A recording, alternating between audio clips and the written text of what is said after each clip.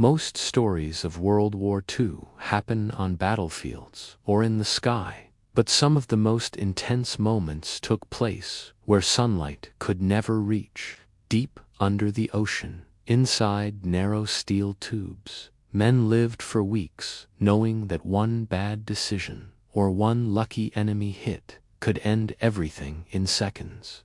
This is what life truly felt like inside a World War II submarine.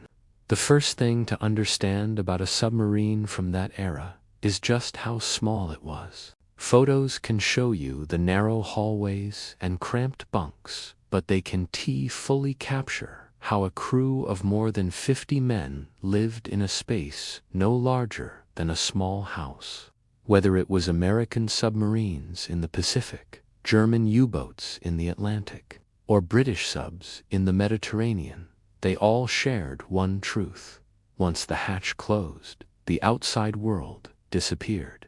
Life became a constant balance of patience, fear, routine, and sudden, shocking danger.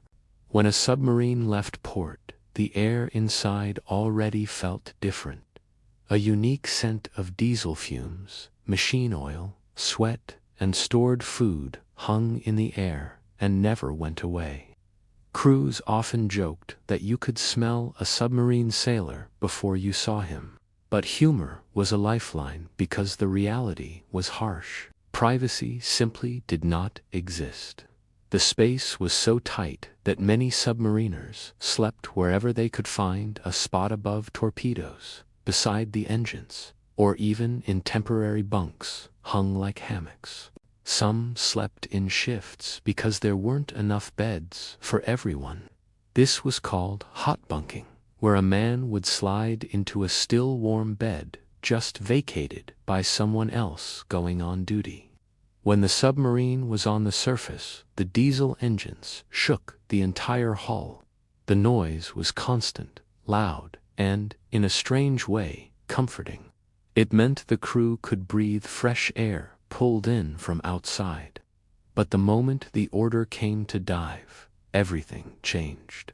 The engines stopped, the vents closed, and an electric silence filled the submarine. Electric motors took over, their hum vibrating through the metal walls. Men could feel the pressure deepen as the boat slid beneath the waves. Many veterans recalled the moment of diving as the point where the sub became a different world entirely. Inside, every single inch of space had a purpose. Pipes, valves, levers, and gauges covered the ceilings and walls. Torpedoes were stacked in the forward compartment, sometimes doubling as tables or places to rest. The control room looked like a maze of wheels and instruments, each one essential to the ship's survival. Trained hands knew exactly where to reach, even in the dark. And the dark came often, especially during combat, or when they had to conserve precious battery power. Food was one of the few comforts. American submarines were known for carrying large supplies of good meals at the start of a patrol. For the first few days, crews enjoyed fresh bread, steaks, and even ice cream. But those supplies ran out quickly, and the menu shifted to canned goods and powdered drinks. German U-boats struggled even more.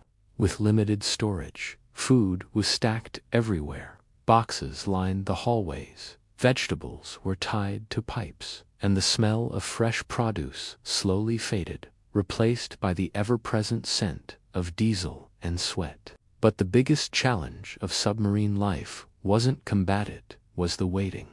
Days or even weeks could pass without seeing an enemy ship. During those long stretches, men repaired equipment, cleaned the submarine, wrote letters they couldn't send, and tried to distract themselves with cards or stories.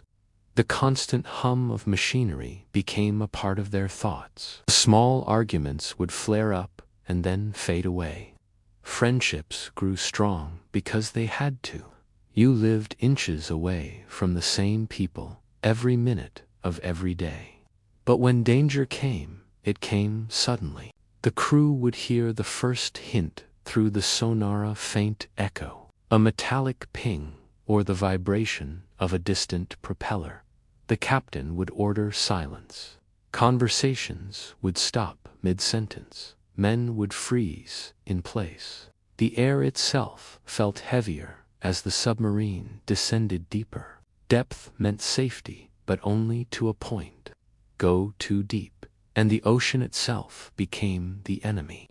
The crew listened to the hull creak and groan under the immense pressure, knowing that beyond a certain depth, no one could survive a breach.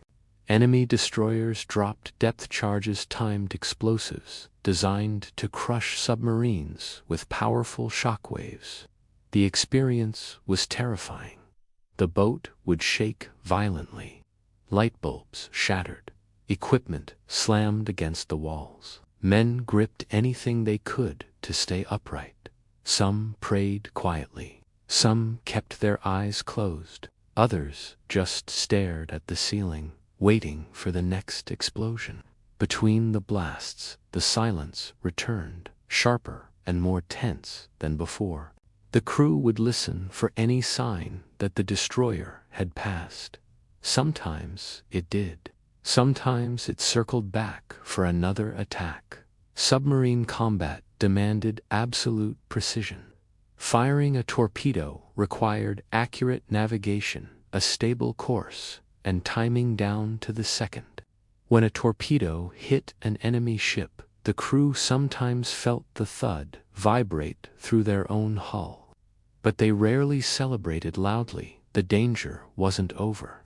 The submarine had to escape before the enemy could retaliate. A successful attack could instantly turn into a desperate race to dive deeper or slip away under the cover of the sea. Life underwater also meant living with a constant buildup of carbon dioxide. Without fresh air, every breath felt heavier over time. Crews grew used to headaches, sweating, and fatigue.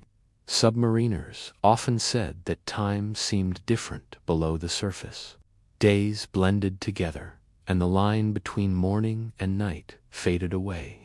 Watches and routine kept a sense of order, but the ocean erased the feeling of a normal life.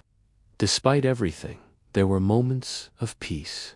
When a submarine surfaced at night, the crew could step onto the deck and see a sky full of stars so bright they looked unreal. With no city lights for hundreds of miles, there was only the sky, the sea, and the thin steel hull keeping them alive. Many sailors later said those quiet nights were the only times they truly felt free during a patrol. But the war always returned. In both the Atlantic and Pacific Oceans, submarines became some of the most effective weapons of the conflict. American submarines disrupted Japan's supply lines, cutting off fuel and materials. German U-boats came close to severing Britain's lifeline across the Atlantic. The hidden nature of this warfare meant that many victories and tragedies happened far from cameras or reporters. Only logs, survivor accounts, and later research help us understand what life inside those steel coffins was really like. What stands out is not just the danger, but the resilience of the men who served. They accepted fear as part of the job. They learned to trust each other completely. They knew the boat had its limits, the ocean had no mercy, and the enemy might be anywhere. Yet they returned to their submarines, patrol after patrol. Their world was small, dark, and cramped, but in that confined space, they formed unbreakable bonds and carried out missions that shaped the course of the war. Even decades later, survivors described vivid memories: the sound of sonar pings, the smell of diesel, the warmth of a bunk they shared in shifts, and the moment the submarine broke the surface after a long dive. That moment, when sunlight rushed in and fresh air filled their lungs, reminded them why they endured so much. Life inside a World War II submarine was harsh, dangerous, and exhausting, but it was also a place where courage became routine, and every single breath carried the weight of the deep. Thanks for watching, and if you found this look into history interesting, consider subscribing for more stories like this.